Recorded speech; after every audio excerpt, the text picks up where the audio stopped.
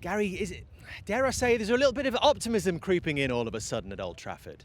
I think so, because the players are back and they're firing a little bit. They're conceding goals. Obviously, Newport scored 2, Wolves score 3, so that's something that needs to be dealt with. But I think generally the football looks better, and it was a big moment in midweek for Rashford. Hoyland's started to put the ball in the back of the net a little bit. Garnacho's been in good form, I think, throughout, to be fair to him. So they look more balanced, and we always said it would be the test of Erik ten Hag and the rest of the season for Manchester United when they did get those players back, because there's no excuses now. Can you see a positive end to this season, and what would that look like? A positive end, I think, certainly for United. Can still believe they can get fifth. If that's enough to get in, obviously, the Champions League. They're still in the FA Cup. So, yeah, I think they got 1 or 2 important players back. Obviously, the balance of the team is better. More importantly, I think they're starting to score goals again. Yeah, they're still obviously conceding. They're giving away some sloppy goals. The fact that the attacking players are scoring goals will obviously be a big boost for them, because that's the bit that's really surprised me. As poor as they've been, the lack of goals, I think, has been really surprising. But they look like they're back in form now from that point of view. It's the old conundrum, isn't it? Do you focus on the attack or worry about the defence? And at the moment, Gary, you've alluded to already, they are scoring goals, yes, but this has to be a concern. They are still conceding goals. That only clean sheet in the last 7 at Liverpool, but it's the weight of goals they're conceding.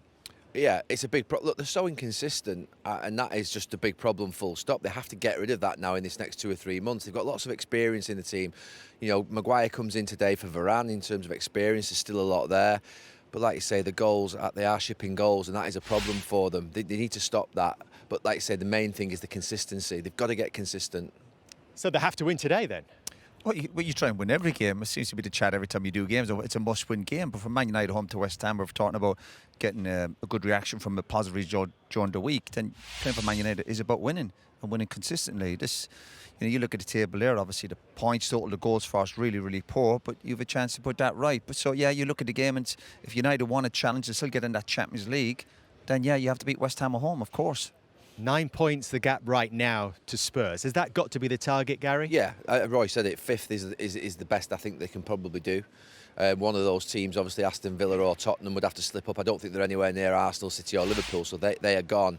But for United, if Erik ten Hag, I think, is going to sort of continue to do his job at the Manchester United next season, I think he has to impress the new owners. One thing's for certain, Jim Ratcliffe, the Ineos people, they're not going to come in and do nothing. They're going to be disruptive. They're not just going to let things, if you like, just drift along and see what happens. So I think that they're all under pressure there now, and I think that could be helpful for them, because they need to deliver. That's so much money being spent on that squad, and they've underachieved really so much this season. It's untrue. You agree with that, Roy? Is this, if you like, Erik ten Hag on trial for the next few weeks and months? Yeah, it's kind of a harsh word to use, on trial, because most managers are under pressure, whether it be the top or the bottom. But when you're a Man United manager, that pressure comes when he's on trial. Yeah, he probably is till the end of the season. I don't think if he doesn't get his hands on the FA Cup, or certainly getting the Champions League, certainly that pressure will be building on, without a doubt. It's the biggest decision that I think the new owners have got to make in the next few months. They're obviously going to bring a sporting director in, that's a given, because there isn't one. They're going to bring a head of recruitment in, change all that sort of stuff. But whether they keep the manager or not